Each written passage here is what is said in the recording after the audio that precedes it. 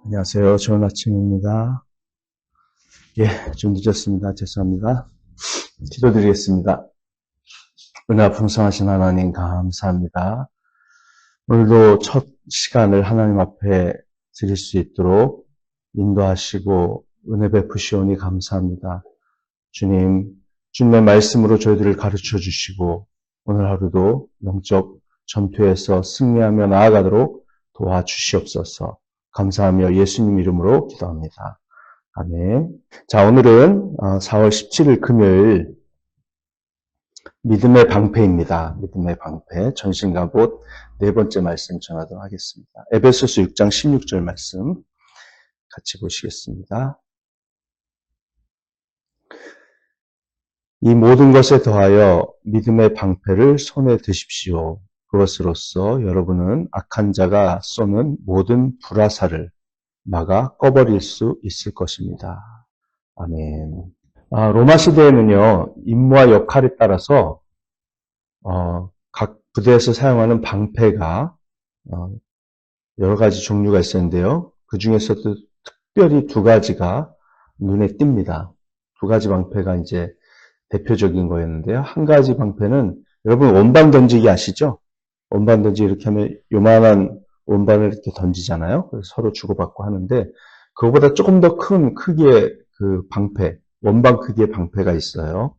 그걸 여기 팔뚝에다가 이렇게 차거나 아니면 팔 전체를 이렇게 덮는 식으로 해가지고 이걸로 상대 병사가 칼로 딱 치면 이걸로 이렇게 막는 거죠. 이렇게.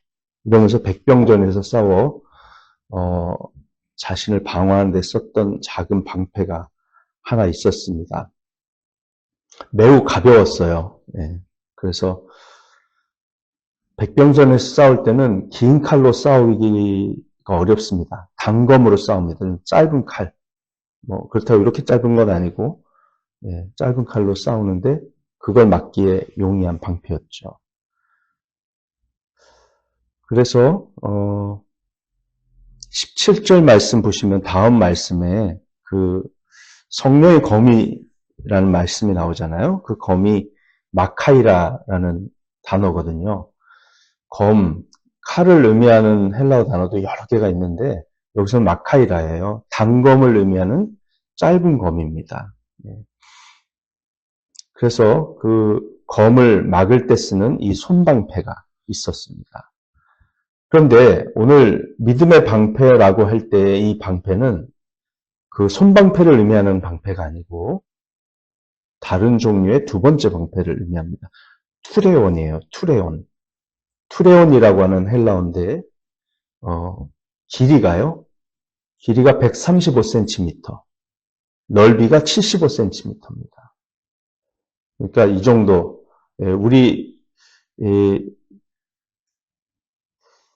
제가 조금 이렇게 다리를 숙이면 다 온몸을 덮을 수 있을 정도의 굉장히 크고 두꺼운 나무 판자로 만들어진 방패입니다. 그러니까 그 방패를 들고 다닐 수 있으려면 얼마나 그 팔뚝 근육 훈련, 어깨 훈련, 근육 훈련을 했어야 했을지 상상이 됩니다. 이 나무 판자로 된 이 거대한 방패, 길이 135cm, 넓이 75cm, 이 방패 겉에는요, 금속으로, 철판으로 덮여져 있었어요. 철판으로 덮여져 있었고, 또 때로는 두꺼운 가죽으로 덮기도 했습니다. 철판으로 덮거나 아니면 두꺼운 가죽으로 덮었습니다.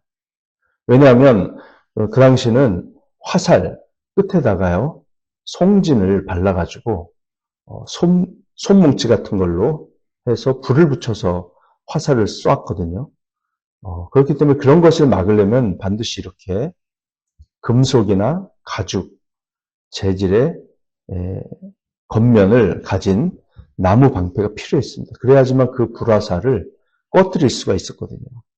그래서 금속으로 덮으면 불화살이 날았을 때 그게 튕겨져 나갔고, 가죽의 경우에는 그 가죽에다가 기름을 바르거나 특수 처리된 그런 가죽이었기 때문에 불타는 화살촉 끝에 그 송진, 그게 닿는 즉시 불을 꺼뜨리게 하는 기능을 가진 특수한 방패였습니다.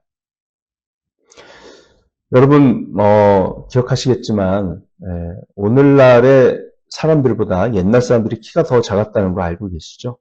예, 지금 미국 사람이나 유럽 사람들 190cm 이상 2m 정도 되는 사람들이 질비한데요. 특별히 군대에는 신체 조건이 좋은 사람들이 많이 들어오죠. 예, 제가 키가 172였는데 제일 컸을 때, 지금은 더 작아졌습니다만, 제가 우리 군대에서 키가 제일 작은 사람 중에 한 명이었습니다. 우리 부대는 7톤짜리 대포를 쏘는 부대였기 때문에 평균 신장이 179.5였어요. 그 틈바구니에서 제가 살아남고 항상 힘을 쓰는 거나 100kg 포탄을 들고 뛰는 거나 항상 1등을 하기 위해서 굉장히 노력을 많이 했습니다. 저도. 양손으로 50kg씩 들고 100kg씩 들고 뛰었어야 했거든요. 어쨌든 신체 조건이 좋은 사람들이 바로 군대에 모이는데 옛날 그 영국과 스코틀랜드의 갑옷을 보면 키가 굉장히 작았다고 합니다. 지금 유럽이나 미국 사람처럼 그렇게 큰 키가 아니라 한 140, 150, 140cm, 150cm 정도? 그 정도 크기의 사람들만 입을 수 있는 갑옷이었다는 것을 알 수 있어요. 그러니까 지금 이 방패가 길이가 135cm, 넓이가 75cm면 그 당시 사람들, 남자 군인들은 거의 온 몸을 다 숨길 수 있을 만큼, 덮을 수 있을 만큼 완벽한 보호를 해주는 그런 방패였다는 것을 알 수 있습니다. 로마 군대가 전투를 벌일 때 대개 대규모 전투라면 이런 식의 전술이 사용됐습니다. 부대의 그 최전방에는 영화에서 여러분들 보셨겠지만 이 커다란 방패를 든 병사들이 긴 줄을 이루고 서 있습니다. 겹겹이요. 그래서 이렇게 딱 방패를 앞에는 딱 막고 또 뒤에 있는 사람들은 방패를 또 들어서 덮고 그러면 완전히 아무리 수천 수만 발의 불화살이 날아오더라도 부대 전체를 보호해주고 막을 수 있는 그런 전술을 썼었던 것이죠. 그래서 그렇게 방패를 딱 하고 한 발씩 한 발씩 앞으로 전진하는 겁니다. 그러면은 아무도 죽지 않는 상태에서 백병전을 위해서 전진할 수 있었고 또 뒤에 있는 군사들은 이렇게 커다란 방패를 투레온 방패를 딱 들고 있으면서도 그 뒤에 숨어서 또 화살을 계속 쏘아댈 수 있었죠. 그러면 이런 로마 부대처럼 거대한 투레온 방패를 갖추고 있지 않은 다른 나라 군인들은 손실이 굉장히 컸습니다. 로마 군대는 손실이 거의 없죠. 왜? 투레온 방패를 가지고 있으니까. 그러나 다른 부대는 그렇지 않기 때문에 화살에 맞아서 이미 전력의 손실을 많이 입은 상태에서 우왕좌왕하는 가운데 이 방패를 계속 밀고 가서 싸우면 거의 로마 군대가 이깁니다. 그런 전술을 쓸 때 사용했던 방패가 바로 이 투레온 방패입니다. 그러니까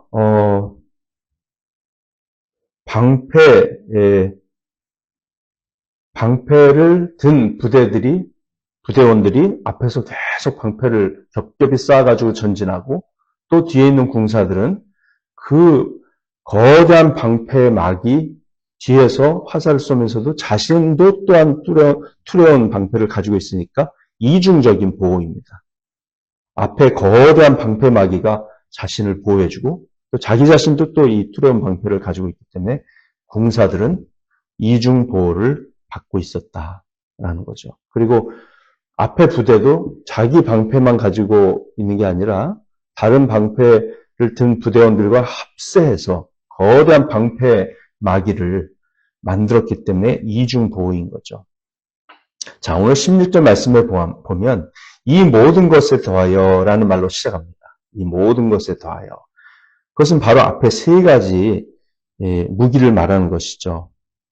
그 세 가지는 진리의 허리띠, 의의 가슴막이, 그 다음에 평화의 복음의 신발입니다. 자, 그 모든 것 위에 방패, 믿음의 방패를 가지라고 그랬는데 사실은 그 모든 것 위에 라고 하는 말은 나머지 세 개의 무기를 더하라라는 뜻입니다. 믿음의 방패, 구원의 투구, 성령의 검. 네. 자, 그렇다면 왜 이 모든 것에 더하여라는 표현을 했냐면요. 앞에 세 가지 무기와 뒤에 세 가지 무기가 질적으로 다르기 때문에 그렇습니다. 자, 앞에 세 가지 무기는 우리말 성경에는 동사, 그 무기를 갖출 때 사용된 동사가 다 다릅니다. 그런데 헬라어 성경은 다 똑같아요. 동사가 똑같습니다. 예를 들면 진리의 허리띠를 차고, 의의 정의의 가슴막이를 차고, 또 평안의 복음의 신발을 차고, 이렇게 세 가지 동사가 다 똑같은 동사 차라라는 동사입니다. 그러니까 몸에 계속 착용하라라는 동사를 썼습니다. 그러니까 앞에 전반에 있는 세 가지 무기는요, 항상 몸에 착용해야만 하는 무기예요. 진리의 허리띠, 의의 가슴막이, 그 다음에 신발, 항상 착용해야 되는 것입니다. 반면에 뒤에 있는 무기는요, 치열한 전투를 할 때만 손에 듭니다. 그렇죠?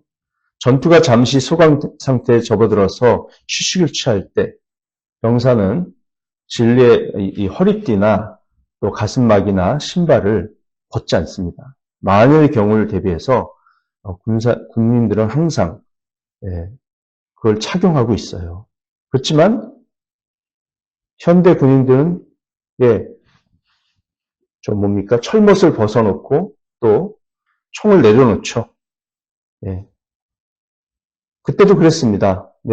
투구를 벗고 칼을 내려놓고 방패를 내려놓습니다. 그리고 휴식을 취하는 거죠. 하지만 휴식을 취할 때조차도 가슴막이와 허리띠와 신발은 항상 착용하고 있는 겁니다. 그러니까 앞에 무기는 항상 착용한 무기, 뒤에 무기는 격렬한 전투에서만 사용하는 무기라는 측면에서 이 모든 것에 더하여라고 하는 중간의 표현을 사도 바울이 집어넣은 거예요. 그래서 우리가 정말 하나님에 대해서 우리가 헌신하고 또 거룩함으로 무장하고 또 하나님에 대한 확신을 가지고 우리가 영적 전투에 임해야 됩니다만 이 전투가 격렬해지고 사탄의 공격이 치열해지면 우리는 반드시 믿음의 방패를 가지고 있어야만 합니다. 항상 우리는 헌신된 사람이어야만 하지만 이 세 가지 무기를 가지고 있어야 돼요. 여러분 화살이 빗발치듯 쏟아져 들어올 때는 믿음의 방패를 들어야 하고 구원의 투구를 쓰고 있어야 하고 성령의 검을 잡아야 합니다. 야구 경기를 봐도 그렇죠. 벤치에 앉아있는 선수들은 기본적으로 그 야구복을 다 입고 있습니다. 그렇죠? 신발도 신고 있고요. 모자도 쓰고 있습니다.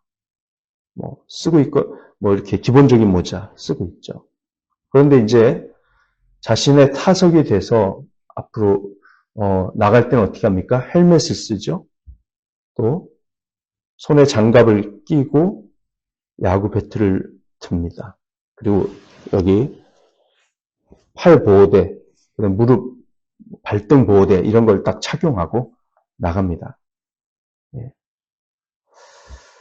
그래서 여러분 이걸 보면 이중보호라는 것을 우리가 알 수 있는데요. 하나님께서는 우리 당신의 자녀들을 이중으로 보호해 주시는 분이세요. 요한복음 10장 말씀을 보시면 1절부터 시작해서 거기에는 우리의 생명이 그리스도의 손에 있고 우리가 예수님의 양이라고 말씀하십니다. 우리가 예수님의 양이기 때문에 예수님은 우리를 인도하시고 양들은 예수님의 음성을 알아들으며 따릅니다. 그런데 결정적으로 요한복음 10장 28절, 2 9절을 보면 하나님께서는 우리의 생명을 보호하신다고 그렇게 말씀하고 있어요. 영적 생명을 보호하십니다.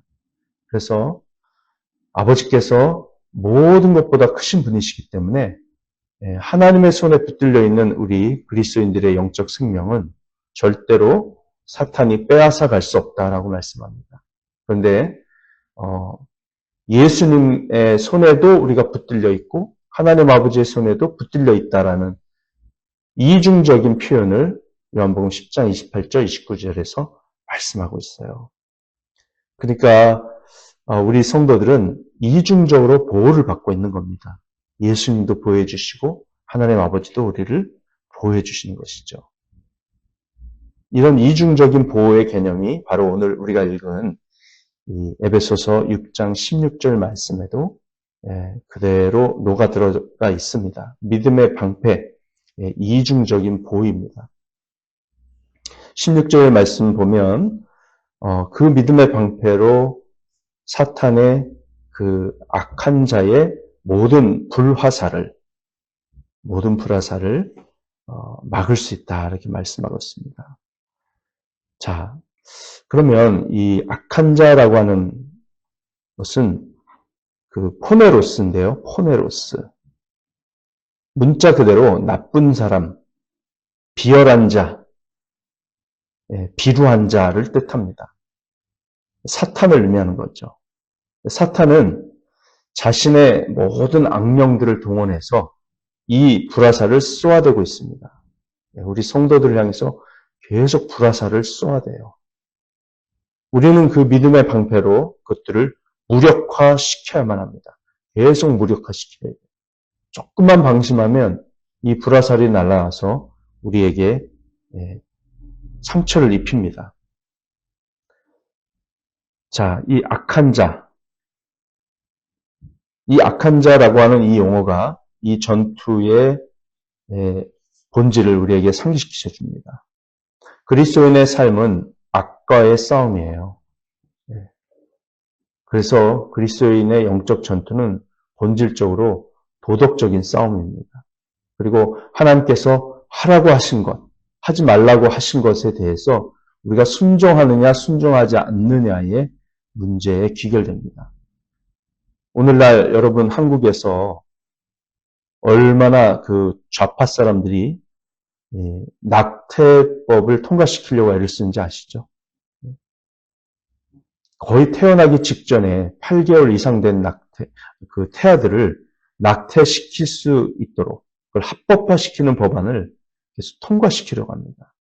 그래서 얼마나 많은 목사님들과 기독교인들이 이 낙태 반대 운동을 지금 벌이고 있습니다. 이것을 이재명 정부에서 또 민주당이 절대 다수를 차지하고 있는 이 국회에서 이것을 입법화해가지고 통과시키려고 하는데 이걸 막으려고 굉장히 애를 씁니다. 이게 바로 영적 전쟁입니다. 악과의 싸움입니다. 생명을 경시하는 악과 싸우는 것이죠. 그리고 동성애자들을 자꾸만 허용하는 차별금지법을 만들어서 또 통과시키려고 하고 있지 않습니까? 그래서 그리스도인들의 싸움은 근본적으로 하나님께서 하지 말라고 말씀하신 것을 하지 않기 위한 싸움이고 하라고 말씀하신 것을 하기 위한 싸움인 것입니다. 그래서 우리가 이런 낙태법 또 차별금지법과 싸울 때 사실은 그 배후에 악인들이 있고요. 또 그 배후에는 악한 영들이 존재하고 있다는 사실을 우리는 기억해야 됩니다. 그래서 정말 힘을 합쳐서 싸워야 되는 것이죠. 그러면 불화살은 뭘까요? 불화살. 자, 아까도 제가 잠깐만 얘기했지만 화살촉 끝에다가 손뭉치 같은 것을 얹고 송진에다가 이렇게 적셔 두거든요. 송진에 적셔서 그걸 딱 해가지고 쏘는데요. 송진은 타는 속도는 느리지만 열기가 굉장히 강합니다. 그래서 화살 쏘기 전에 불을 붙여서 이 송진 솜덩어리에다가 불을 붙여서 딱 쏘면요. 그게 날아가는 동안 떨어지지도 않고 이 송진을 묻힌 화살이 딱 닿으면요. 목표물에 명중을 하면 송진이 튑니다. 불붙은 송진이 튀면서 그 주변에는 여러 군인들의 옷에 달라붙어요. 그러면 이제 옷이 불타는 거죠. 나무가 불타고 또 머리카락이 불타고 그래서 화상을 입고 또 화재가 일어나기도 하고 그래서 이 불화살이 굉장히 무서운 겁니다. 송진 불화살. 하지만 믿음의 방패에서 암시하듯이 금속으로 된 커다란 투레온 방패에 가죽으로 덮인 특수 처리된 가죽으로 덮인 이 방패만 있으면 그 송진 불을 다 끌 수 있었다는 사실. 그래서 우리가 믿음의 방패를 가져야 이 사탄의 불화살들을 끌 수 있습니다. 그렇다면 사탄의 불화살은 무엇을 의미할까요? 그것은 유혹입니다. 유혹. 전부 유혹인데요. 사탄은 불순함의 화살을 쏘고 이기심의 화살을 쏘고 의심과 두려움과 실망과 정욕과 탐욕과 허영, 탐심의 불화살을 쏘아댑니다. 그래서 이 모든 불화살은 요한일서 2장 15절 16절에 있는 것처럼 육체 정욕, 안목의 정욕, 이생의 자랑으로 귀결됩니다. 그래서 이 유혹하는 시험의 화살, 불화살로 신자들을 맹렬히 공격해서 우리로 하여금 경건하지 않고 그리스도인답지 않고 또 악한 반응을 하면서 살도록 우리를 계속 유혹합니다. 그게 바로 사탄의 불화살이에요.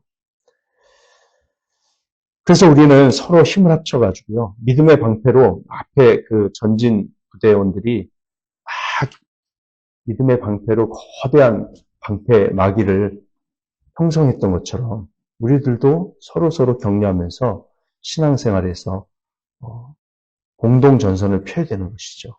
개인적으로도 믿음의 방패를 가지고 있어야 되고요. 그렇다면 이 믿음이 정말 중요합니다. 하나님께 대한 믿음이에요.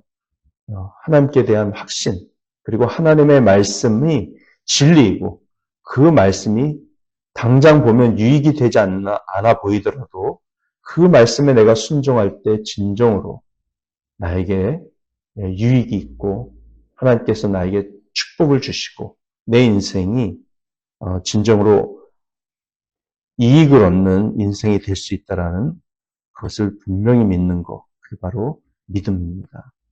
네.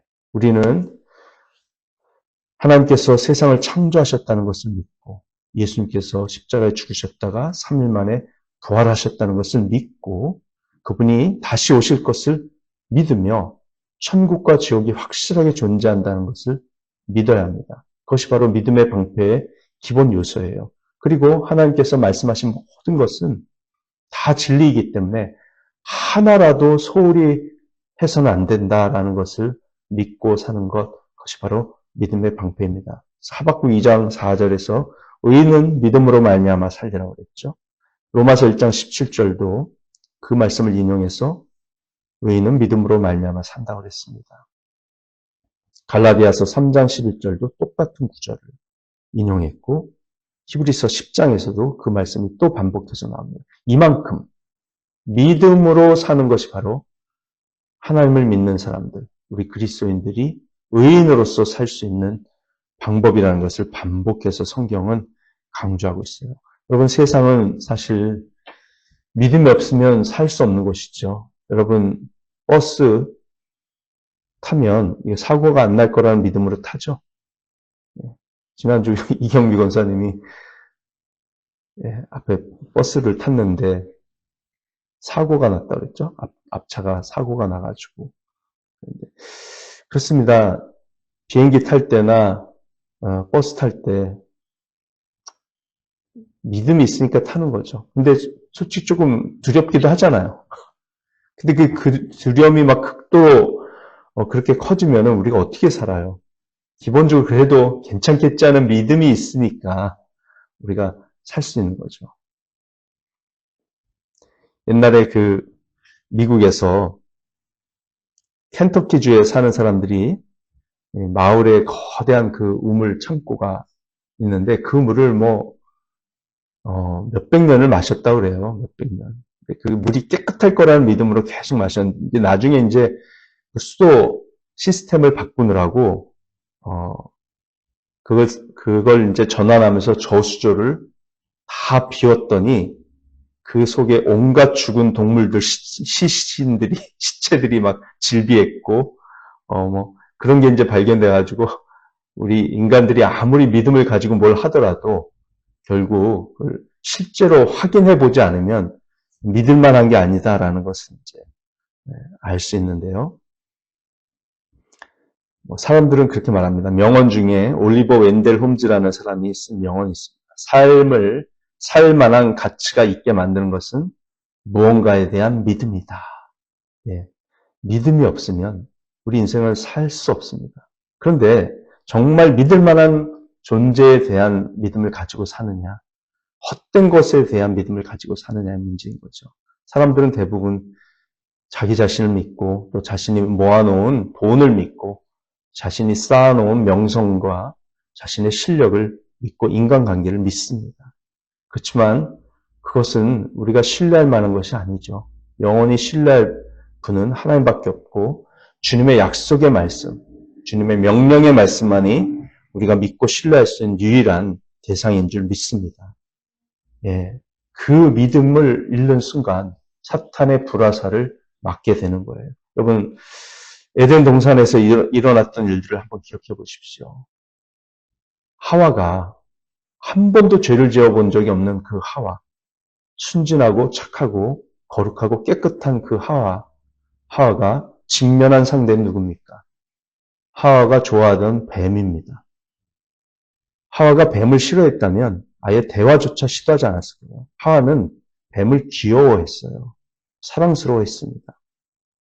그러니까 뱀하고 뱀이 갑자기 말을 하는데도 물리치지 않고 대화를 한 겁니다. 자기가 좋아하는 동물이니까요. 사탄은 항상 우리가 좋아하는 걸 통해서 우리를 유혹하지 우리가 혐오하는 걸 통해서 유혹하진 않아요. 네. 그래서 항상 우리가 좋아하는 걸 조심해야 되는 거죠. 그걸 통해서 우리를 유혹합니다. 그런데 이 사탄이 뱀에게 들어가서 하와에게 접근했을 때 한 말을 기억하십시오. 이거 먹어도 돼. 절대 죽지 않아. 그거 먹으면 니네가 하나님처럼 될까봐 하나님이 먹지 말라고 한 거예요. 이러면서 하나님의 인격과 하나님의 도덕성에 대해서 의심하게 만든 말을 딱 심어줍니다. 절대 죽지 않아. 이러면서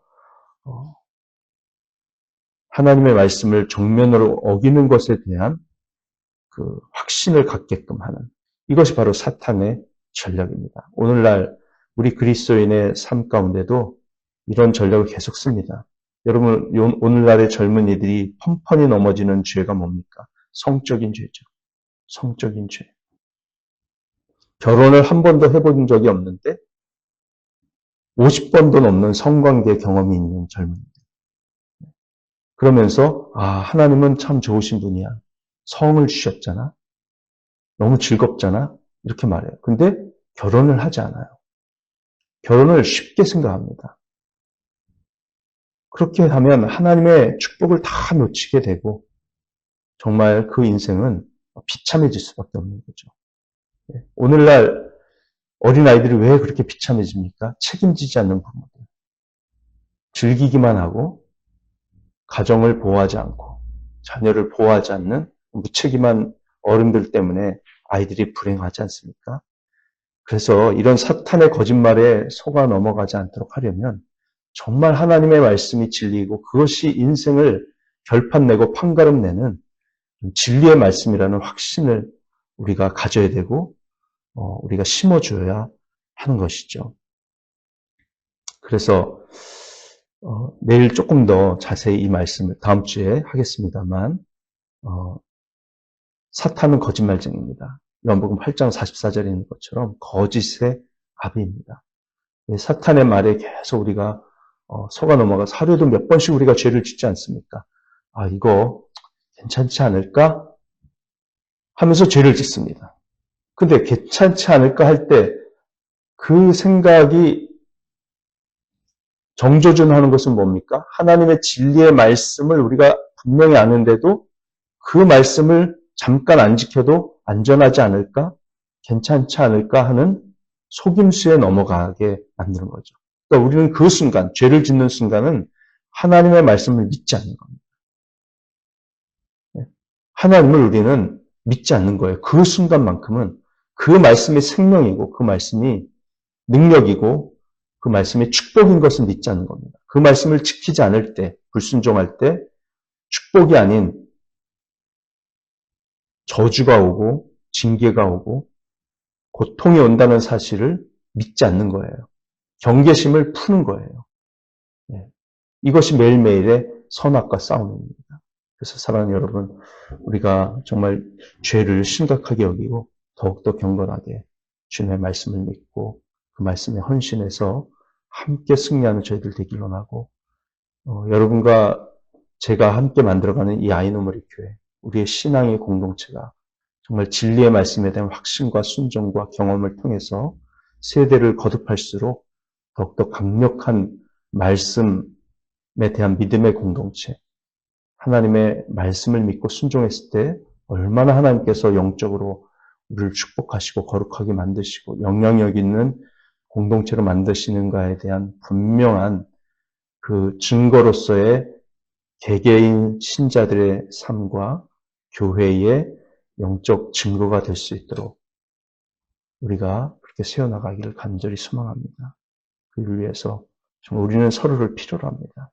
기도하고 승리하는 저희들 되기를 원합니다. 기도하시겠습니다.